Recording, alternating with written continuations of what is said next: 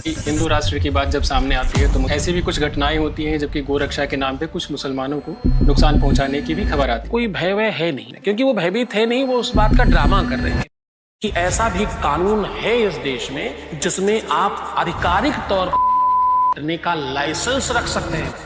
गाय cut इसलिए नहीं रही है कि मुस्लिम काट रहा है, क्योंकि हिंदू से मदरसे जो थे वो इलीगल थे। उन मदरसों में जो मौलवी पढ़ाते हैं उनकी नीयत ही ठीक नहीं है। शायद ही कोई 1-8% ऐसा कोई मदरसा होगा जहां पर बहुत सकारात्मक शिक्षा दी जा रही है। मदरसों में 99.9% जो पाठ्यक्रम है वो केवल उन्मादी बनाने का ही किया जा रहा है। उनके यहाँ क्या है, बच्चा पैदा हुआ काटो, मुहर्रम आया खुद को काटिया है, हुसैन हम न थे। एक वो धर्म है जिसने बचपन से रक्त देखा है। आजकल फेमिनिज्म की बात होती है, नारियों को हर क्षेत्र में बराबरी का मौका देने की बात होती है। स्त्रियों को अपना सामर्थ्य, अपना बल नहीं पता है। स्वतंत्रता महत्वपूर्ण नहीं है।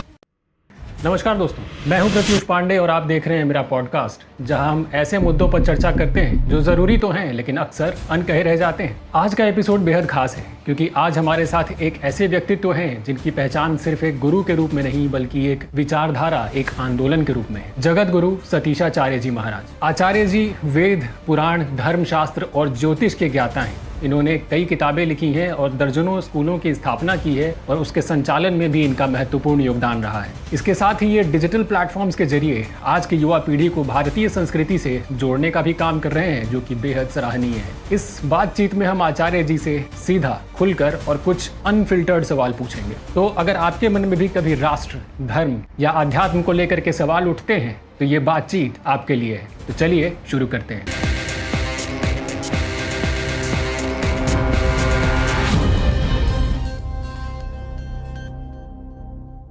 जिन्हें हाल ही में वैष्णव संप्रदाय के 3 प्रमुख अखाड़ों ने जगत गुरु की उपाधि से नवाजा है। स्वागत करिए जगत गुरु आचार्य श्री सतीशाचार्य महाराज का। बहुत आभार, इस धर्म यात्रा में आपने इस मंच को साझा करने का अवसर प्रदान किया, इसलिए बहुत आभार, बहुत धन्यवाद और खूब आशीर्वाद आपको, आपके तमाम देखने वालों, दर्शकों को, सबको खूब खूब आशीर्वाद। अक्सर ऐसा होता है कि हिंदू राष्ट्र की बात जब सामने आती है तो मुसलमानों के एक बड़े तबके में भय का माहौल देखने को मिलता है। हालांकि हिंदुओं को तो कहा जाता है कि ये कट्टरपंथी नहीं है, लेकिन ऐसी भी कुछ घटनाएं होती हैं जबकि गोरक्षा के नाम पे कुछ मुसलमानों को नुकसान पहुंचाने की भी खबर आती है सामने। तो ऐसे में आप मुसलमानों को ये कैसे समझाएंगे कि हिंदू राष्ट्र के नाम से उन्हें डरने की ज़रूरत नहीं, या फिर हिंदू उनके लिए नुकसानदायक नहीं? नहीं, मुझे लगता है कि ऐसा है नहीं। जिस तबके की आप बात कर रहे हो उनको कोई भय वय है नहीं, क्योंकि जहां पर शिक्षा का अभाव हो और जहां पर बहुत हठ और जिद हो, जहां पर बहुत रूढ़वादिता हो, जहां पर 100% आप गलत होकर के भी सही समझ रहे हो खुद को, वहां डर नहीं बैठता, वहां भयभीत नहीं हो पाते आप, क्योंकि आप तो गलत हैं, आपको पता ही गलत हो, तो उसमें क्या डर। तो दूसरा क्या है कि उनको भयभीत होने के लिए आप आश्वस्त नहीं कर सकते, आप कुछ नहीं कर सकते उसमें, क्योंकि वो भयभीत है नहीं, वो उस बात का ड्रामा कर रहे हैं। कोई बीमार हो तो आप उसे औषधि दें, वो ठीक हो सकता है, लेकिन जो बीमार होने का ड्रामा कर रहा हो, अभिनय कर रहा हो, उसे आप स्वस्थ नहीं कर सकते, क्योंकि उस पर असर कैसे करेगा। रोग हो तो औषधि असर करे, रोग ही नहीं है जहां आप औषधि कैसे असर करवाएंगे। गौ हत्या के लिए जो थोड़े से हिंदू जागृत हैं वो बहुत कम है, उससे कुछ नहीं हो रहा खास फर्क। इसमें तो बहुत फर्क तब पड़ा जब आप देखिए उत्तर प्रदेश में जाकर, उत्तर प्रदेश में जब से मुख्यमंत्री के सीट पर माननीय आदित्यनाथ योगी जी बैठे, गोरक्षक पीठ के महंत है, गोरखनाथ पीठ के महंत है, वो जब से बैठे तब से उन्होंने जो सरकारी तौर पर अंकुश लगाना प्रारंभ किया, पहली बार दुनिया में ये पता लगा कि ऐसा भी कानून है इस देश में जिसमें आप आधिकारिक तौर पर गाय काटने का लाइसेंस रख सकते हैं। बाप रे, क्योंकि जब उन पे ऊपर अंकुश लगा रहे थे तो कोर्ट ने दखल किया, तो उन्होंने कहा कि मैं सिर्फ उन पे अंकुश लगा रहा हूं जिनके ऊपर सर्टिफिकेट नहीं है जिनके पास। तो इससे क्या साबित हुआ कि मतलब कुछ सर्टिफिकेटधारी भी है। ये पहली बार उजागर हुआ, बाहर आया। जब तक उनके जैसे लोग देश में, माननीय नरेंद्र मोदी जैसे लोग आए, जब ऐसी सरकारें आई, तब इस 10 सालों में कुछ परिवर्तन हुआ। वो थोड़े से हिंदुओं के कुछ लोगों के ट्रक रोक देने से, कुछ थोड़े बहुत 2-4 गाय बचा लेने से कुछ नहीं होता।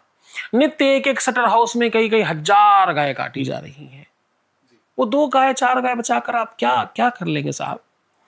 मुझे लगता है हिंदुओं को पूर्णतः जागृत होना पड़ेगा। गाय कट इसलिए नहीं रही है कि मुस्लिम काट रहा है, गाय कट इसलिए रही है क्योंकि हिंदू से पाल नहीं रहा है। एक बड़ा कुप्रचार किया गया, गाय घाटे का सौदा है। गाय पालना क्या है? गाय पालना घाटे का सौदा है। गाय तो खाती ज्यादा है, दूध कम देती है। ये कुप्रचार किया गया, यद्यपि ये सत्य नहीं है। एक गाय को पालने के लिए आपको पर डे के हिसाब से ज्यादा 30, 40, 50 रुपए चाहिए उसको खिलाने पिलाने के लिए। हम योगी जी की बात कर रहे थे, उनके आने के बाद ही ऐसा देखा गया कि बहुत सारे जो इल्लीगल मदरसे चल रहे थे, उसके बारे में भी लोगों को पता चला कि ये मदरसे जो थे वो इल्लीगल थे, उनको बंद भी कराया गया। हालांकि अभी मदरसे चल रहे हैं। अक्सर लोगों का ऐसा मानना होता है कि मदरसे से जो निकले बच्चे होते हैं उनको आधुनिक शिक्षा नहीं मिल पाती, इस वजह से वो उन्मादी हो जाते हैं, उनमें अराजकता बढ़ जाती है, और ऐसा कभी कभी देखने को भी मिला है। क्या उन तक सही पाठ्यक्रम नहीं पहुँच पाता, या फिर जो उन मदरसों में जो मौलवी पढ़ाते हैं उनकी नीयत ही ठीक नहीं है? ये मुझे लगता है कि इस बात को भी बहुत गलत तरीके से समझा गया। मदरसा शायद ही कोई 1-8% ऐसा कोई मदरसा होगा जहां पर बहुत सकारात्मक शिक्षा दी जा रही है। मदरसों में 99.9% जो पाठ्यक्रम है वो केवल उन्मादी बनाने का ही किया जा रहा है। आप इसको दूसरी तरीके से समझो। हर धर्म का अपना एक सोपान है, अपनी सीढ़ियां हैं, उसका कंस्ट्रक्शन का वर्क है, कैसे कंस्ट्रक्ट होता है। आपके धर्म में क्या होता है? टीका लगाओ, चंदन लगाओ, पूजा करो, फूल चढ़ाओ, लड्डू दो, प्रसाद दो, गले लगाओ, स्वागत करो, सत्कार करो, सबसे मुस्कुरा कर मिलो, खूब उत्साह मनाओ, खूब उल्लास मनाओ, खूब आनंद से रहो। यही सब है, इसके अलावा कुछ और है नहीं। उनके यहाँ क्या है? बच्चा पैदा हुआ काटो, खतना करो, क्या जो भी कुछ कहते हैं वो लोग। जैसे ही बकरीद आई उसको काटिए, मुहर्रम आया खुद को काटिए, है हुसैन हम न थे। रक्त के अलावा अब एक वो धर्म है जिसने बचपन से रक्त देखा है, कटते हुए देखा है, और एक वो धर्म है जहां पर इंजेक्शन भी लगाया जाए तो सर घुमा ले। एक वो धर्म है कि जब बकरी काटी जा रही है, उसको तड़पा तड़पा के मारा जा रहा है, तो बच्चे छोटे छोटे बच्चे, लड़कियां, औरतें, महिलाएं, सबको खड़ा किया जाता है कि ये तो कुर्बानी है, देखो इसको देखना चाहिए। तो क्या देख रहे हो आप उसमें देख क्या रहे हो? हिंसा देख रहे हो। आप किसी प्राणी को मारते हुए देख रहे हो। और उदाहरण और ऐसे रिसर्च कहते हैं, जो चीज आप बहुत बार बार देखते हो वो आपके अंदर प्रवेश कर जाता है। इसका उदाहरण बताता हूं। टेलीविजन में आप कोई सीन देखते हो जी, आप प्रभावित हो जाते हो।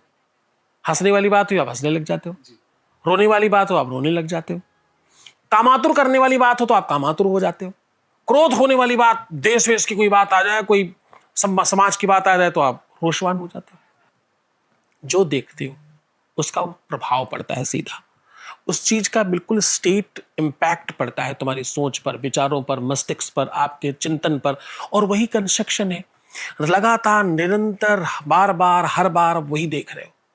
अब आपने क्या समझ लिया? यही सत्य है, यही सच है। जैसे डर का दूसरा नाम क्या है?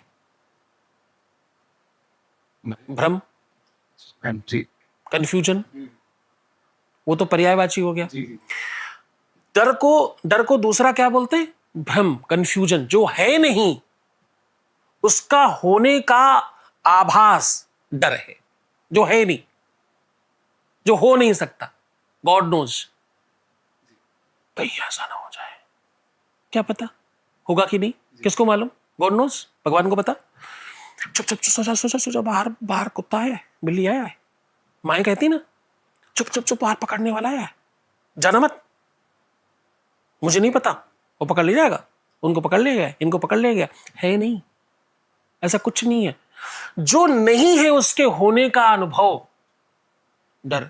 अंधेरे में नहीं जाती मैं, तुझे लगता है क्यों? वो अंधेरे में आता है, है नहीं, कंफ्यूजन है। तो जिस चीज का आपको कंफ्यूजन होता है, आप बार बार बार बार बार बार बार बार बार बार कोई चीज देख रहे हो, तो आप वैसे ही हो जाते हो, आपके अंदर वो प्रवेश कर जाता है और आप उसी को सत्य मानने लगते हो। तो वो कंफ्यूजन डर है। तो उनको इस बात का डर नहीं कि कोई उनको कुछ करेगा, उनको इस बात का डर बता दिया गया बचपन से ही कि अगर तुमने ये न किया तो खराब हो जाएगा। तुमने काफिरों को नहीं मारा तो, गजवाए हिंद नहीं किया तो। गजवाए हिंद का मतलब मुझे बताया किसी मुस्लिम ने, मैंने उसको बहुत ठीक समझा के भेजा। गजवाए हिंद का मतलब है कि पूरे पूरे हिंदुस्तान को इस्लामिक कंट्री बना दी जाए। इस्लामिक कंट्री बना दी जाए, ऐसी दिक्कत नहीं है, लोगों को इस्लामी बना दिया जाए, कलमा पढ़ा दिया जाए, जबरदस्ती मार के पीट कर उनको दंडित करके और बलपूर्वक उनको परिवर्तित कर दिया जाए। कैसे पॉसिबल होगा, कैसे संभव होगा? कोई दूसरे धर्म का व्यक्ति मंदिर जाने में कोई खास काम थोड़ी है, उसके लिए आपको कुछ करना थोड़ी होता है। मंदिर जाने के लिए क्या चाहिए? कोई नियम पद्धति, कोई क्लास करना है क्या मंदिर जाने के लिए? मुस्लिम बनने के लिए क्लास करना, कलमा पढ़ना सीखना पड़ेगा, ऐसे नहीं हो जाता मुंह उठाए और मंदिर चले गए। तो साहब, एक वो धर्म है जहां पर आपको बलपूर्वक गलत चीजों की सीख दी जा रही है। एक वो धर्म है जहां आप सानंद हैं, स्वतंत्र है, परम स्वातंत्रता है, परम स्वतंत्र न सिर पर कोई, भावे मने करो तुम सोई। सवेरे उठे तो भी पूजा, दोपहर में उठे तब भी, शाम में उठे तब भी, जब मर्जी सो रहे हैं, जब मर्जी उठ रहे हैं, जब मर्जी मंदिर जा रहे हैं, जब मंदिर पूजा कर रहे हैं, जब मर्जी जो कुछ कर रहे हैं। कौन पूछ रहे हैं? उनसे पूछो। फजल की नमाज मगरिब में होगी? मगरिब की नमाज दूसरे टाइम पर होगी? नहीं। तो आपको एक तरफ बहुत ज्यादा बांध कर रखा गया है, आप कुछ नहीं सोच सकते। जो कहा गया वही करिए, मशीन बना दिया गया है। तो आप क्या समझेंगे और क्या बनेंगे? तो साहब, जो आप जब इनके पाठशाला की बात करते हो, जिसको पाठशाला कहने में मुझे बहुत अच्छा नहीं लग रहा उसको, क्योंकि शिक्षा का अपमान है। मदरसा, मुझे तो नाम याद रखना पड़ेगा। मदरसा नाम क्या और काम क्या? आप वहां नन्हे पुष्पों को दुर्गंधित कर रहे हैं, नन्हे सुकुमारों को आप खराब कर रहे हैं। धर्म का संदर्भ नहीं, यहाँ सोच का, विचारों का गड़बड़ है। सामान्य स्कूलों में भेजिए ना, संकट क्या है? हमारे यहाँ गुरुकुल हैं, एक व्यक्ति पूरे विश्व में आप ढूंढ कर बताइए कि गुरुकुल का व्यक्ति कहीं पर भी उत्पात भी कर रहा था, कहीं झगड़ा ही कर रहा था, डंडे लेकर 2-4 लोगों मार रहा था, एक भी नहीं। और आपको हजारों, सैकड़ों, करोड़ों रील्स मिल जाएंगी, ढूंढने की जरूरत नहीं है, जहां मदरसे का व्यक्ति कट्टा बम, बारूद और गन लिए घूम रहा था, स्टेट गन लिए घूम रहा था। प्रत्यक्ष को प्रमाण की क्या आवश्यकता है? साक्ष्य है आपके सामने। इसलिए उन्होंने बहुत अच्छा किया। मैं इस बात के लिए बहुत धन्यवाद करता हूँ उत्तर प्रदेश की सरकार को कि उन्होंने बहुत बढ़िया कदम उठाए। सबको पूरे देश में ऐसा करना चाहिए। वेस्टर्न कल्चर का हमारे बच्चों पर, हमारे युवा पे बहुत ज़्यादा असर देखने को मिल रहा है, चाहे वेस्टर्न फिल्म हो, हमारी जो संस्कृति है, खास करके हमारे पोशाक वगैरह भी सब बदलते जा रहे हैं। जेन ज़ी जो यूथ है, उसके बारे में कहा जाता है कि ये जो जनरेशन है वो अपने कल्चर के बारे में जानने वाली, शायद सबसे कम जानने वाली जनरेशन है। उनके बारे में, या उनको आप क्या संदेश देना चाहेंगे? इस चीज़ को कैसे सुधारा जा सकता है? क्या ये माँ बाप के समय ना देने की वजह से हो रहा है, या फिर ये सोशल मीडिया के गलत इस्तेमाल की वजह से हो रहा है?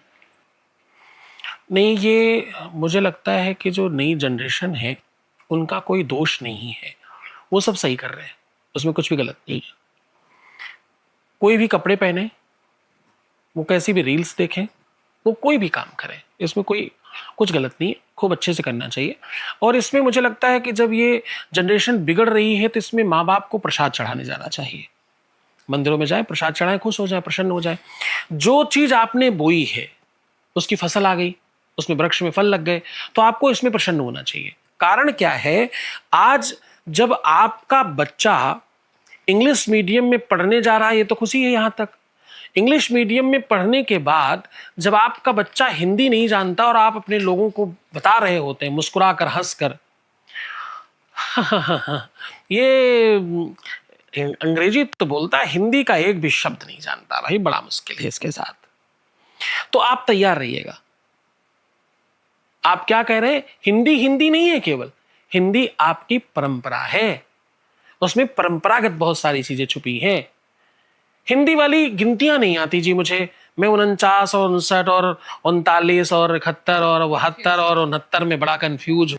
अच्छा, ये बड़ी खुशी की बात है, ये प्रसन्नता है साहब। विश्व में एक ऐसा कंट्री है जिसने पूरे विश्व के नाक में दम कर रखा है, सबसे ज्यादा इकोनॉमी उसने अपनी बढ़ाकर बड़ी करी, इसका नाम है, खूब पॉपुलेशन होने के बावजूद भी, चाइना। उस देश में कोई भी व्यक्ति इंग्लिश तक बोलने को तैयार नहीं होता। उसको छोड़ो, उसके अधीनस्थ एक और देश है हांगकांग, वहां आप जा करके देखिए, आप इंग्लिश में बोलकर मर जाइए, प्राण दे दीजिए, अगर जवाब दे दे सामने वाला तो जवाब दे दे केवल। और बहुत पीछे पड़िए, मैं तो गया, मैंने जानबूझकर एक आदमी का हाथ पकड़ लिया और उससे जब बात पूछा तो उसने इंग्लिश में ही मुझे डांट कर कहा, आई डोंट नो इंग्लिश। तो हिंदी तो जानते ही नहीं हो तुमसे कैसे बात करें? तो आपकी जिम्मेदारी है बात करना, तो आप गूगल में एक तरफ हिंदी इंग्लिश लिखिए और दूसरी तरफ चाइनीज सेलेक्ट करके करिए, उसमें बुलवाइए, उसमें पढ़वाइए, तब जवाब। आजकल हम ये भी देखते हैं कि ऑफिसेज में एक्स्ट्रा मैरिटल अफेयर भी हो रहे हैं और लोग लिव इन रिलेशनशिप में भी बहुत ज़्यादा आ रहे हैं। तो क्या इसके लिए महिलाओं को जिम्मेदार ठहराना चाहिए या फिर पुरुष भी बराबर के जिम्मेदार हैं, और इस चीज़ से निजात कैसे पाई जा सकती है? नहीं, इसमें किसी का दोष नहीं है, दोषपूर्ण तो दोनों ही है, दोनों का परस्पर दोष है। आज ये बड़ी परंपरा बनती जा रही है, लोग सोशल मीडिया पे हेलो, हाय, हे, ओए, होए, पता नहीं क्या क्या बोलकर स्टार्ट करते हैं, लेकिन इसके बाद का प्रोटोकॉल कॉमन है सबके लिए, हाउ आर यू, कैसे हो? सामने वाला जवाब देता है, I am good, what's about you, तुम कैसे हो? पर यही सेम प्रोटोकॉल घर में इस्तेमाल नहीं होता। अपने माँ से, बाप से, भाई से, बहन से, पति से, पत्नी से, दोस्त से, यार से, मित्र से, खास लोगों से, निजी जो इनर सर्कल है, एक आउटर सर्कल, एक इनर सर्कल, तो इनर सर्कल में ये गायब है। इनर सर्कल में ये बात कोई नहीं करता, इनर सर्कल में कोई नहीं पूछता, भाई आप कैसे हो, आप ठीक हो, आप अच्छे हो? मैं आपको सच कह रहा हूं, जो बहुत आपके नियर डियर हैं, कभी उनका हाथ पकड़कर, कभी उनको गले लगाकर एक बार आप पूछिएगा कि आप कैसे हो, तो वो रो पड़ेंगे। क्यों? कभी पूछा ही नहीं किसी ने, सालों साल पहले किसी ने पूछा होगा शायद। तो वो जो परंपरागत, पहले घर छोटे थे, लोग ज्यादा थे, एक साथ रहते थे, खूब बात करते थे, साथ खाना, साथ पीना, साथ उठना, साथ बैठना, साथ सोना, साथ जगना, तो प्रेम ज्यादा था। अब सबको प्राइवेट में समय चाहिए, पर्सनल स्पेस चाहिए, और पता नहीं क्या क्या पर्सनल चाहिए। वो ज्यादा पर्सनल होने के चक्कर में सब पर्स में चला गया, कुछ बाहर बचा नहीं। तो अब वो सुख और अपनापन भी समाप्त हो गया, प्रेम कहां से बचेगा? प्रेम रहा नहीं तो संबंध खराब होंगे ही होंगे। Living relationship, extra marital affair या अफेयर्स, ये क्या बताते हैं? ये बताते हैं कि जहां काम वासना ये सब करवा रही है, उसमें जितना रोल काम वासना का है, उससे कहीं ज्यादा रोल उनके एकाकीपन का है। कोई है ही नहीं पूछने वाला तुम कैसे हो, कोई ये बात ही नहीं करने वाला कि आज तुमने बहुत अच्छा काम किया, कोई ये कभी कहता ही नहीं कि तुम बहुत अच्छे हो। अच्छा होना अच्छा नहीं होता, कभी कभी अच्छा सुनना अच्छा होता है, अच्छा लगता है, कोई पूछ ले, कोई बात कर ले, कोई कह दे तुम बहुत अच्छे हो। अब जनरली जो अच्छा है उसको तो सब अच्छे कह रहे हैं, मान लो कदाचित कोई अच्छा नहीं है, उसको कौन अच्छा कहेगा? उसको कौन कहेगा कभी? उसको तो कोई कहने वाला मिले। जिस दिन कोई अच्छा कहने वाला मिलेगा, उसी दिन उसकी दिशा परिवर्तित हो जाएगी, क्योंकि वो उधर देखने लग जाएगा, उसे उधर ध्यान जाएगा कि अच्छा कह रहे हैं, ये बहुत अच्छे हैं, तो अच्छा कहने वाला अच्छा लगेगा, बस वहीं से सब खराब होना स्टार्ट हो जाएगा। प्रेम जो है ना, वो एक वांट है, प्रेम एक चाहत है। प्रेम में बहुत बार कुछ चाहिए नहीं होता है, देने की भी इच्छा होती है, पर किसको दें? मेरे पास बहुत समय, किसको दूं? ज्यादातर मेरे आसपास वो लोग हैं जिनके पास समय नहीं है। अब मैं किसको दूं? मेरा समय क्या होगा? तो मुझे जहां अवसर लगेगा मैं वहां दूंगा। तो कहीं ना कहीं अभाव और प्रभाव का जो वो दर्शन है, बस उसी में सारा का सारा खटराग है और उसी में ये दिक्कत है। आज संबंध विच्छेद हो रहे हैं, सबसे ज्यादा पारिवारिक न्यायालय में मामले लंबित पड़े हैं। उसके पीछे कारण क्या है? यही कारण है, यही रीजन है। दुनिया में कुछ बहुत मुश्किल नहीं है, सब संभव है। जितनी चादर उतने पैर फैलाओ। क्यों? चादर लंबी भी कर सकते हैं। कोई कहीं मैंने सुना था किसी को बोलते हुए कि गाय दूध देती है, निकालना पड़ता है। बोले निकालना पड़ता, देती कहाँ है? तो करना पड़ेगा। आप अपनी आवश्यकताओं के लिए आगे बढ़ेंगे तब चीजें ठीक होंगी। एक पुरुष बाहर घूम लेगा, महिला कहाँ जाए? घर की स्त्री घर में है, तुम्हारा फ्रस्ट्रेशन निकल गया बाहर, उसका फ्रस्ट्रेशन कहां निकलेगा? उसको कौन सुनेगा? कौन सुनाए? कौन सुनेगा? किसे सुनाए? इसीलिए चुप रहते हैं। एक सॉन्ग था ना, कौन सुनेगा, किसे सुनाए, इसीलिए चुप रहते हैं। और वो चुप्पी क्या करती फिर? डिप्रेशन, अमाद, प्रमाद, अवसाद, इन सब चीजों को जन्म देती है। फिर वो अंदर अंदर अंदर अंदर घुटन का, फिर वो रोग, मानसिक द्वंद, मानसिक तकलीफें, डिप्रेशन और न जाने क्या क्या क्या क्या क्रिएट होता है जीवन में। ये सब के कारण सिर्फ उतना सही है, कारण बहुत छोटा है। लेकिन अच्छा एक बात, जो समय नहीं दे रहा वो भी उतना ही वांटी है, वांट उसको भी उतना ही है, जरूरत उसको भी है। पर समस्या क्या हो गई कि आप जब बहुत सारी चीजें देख रहे हो, रील और रियल दोनों में फर्क है ना। रील कहती है कि साउथ वाला वो हीरो आया, इधर इधर पैर रखा और वो 1 किलोमीटर दूर जाकर के धरती कांपने लगी, धूल उड़ने लगी, जहां कोई खड़ा था वो पूरे मकान हिलने लग गए। ये क्या है? ये रील है।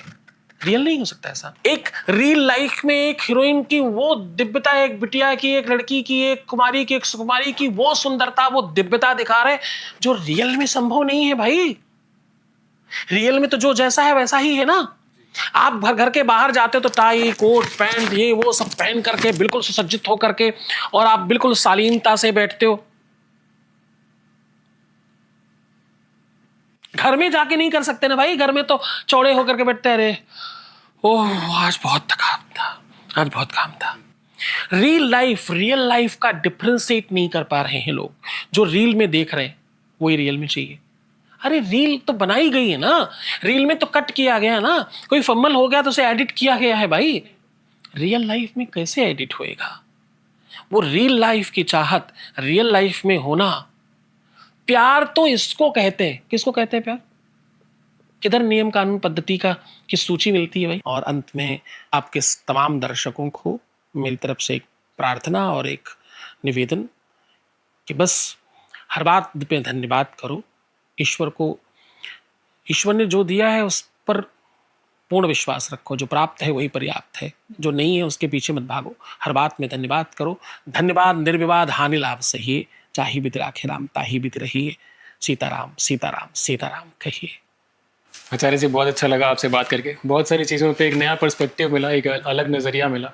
मैं यही उम्मीद करूँगा कि हम आपके साथ जुड़े रहेंगे, आप ऐसे ही हमारा मार्गदर्शन करते रहेंगे और इसी तरह से लोगों का कल्याण करते रहेंगे। बहुत बहुत धन्यवाद। खूब आशीर्वाद।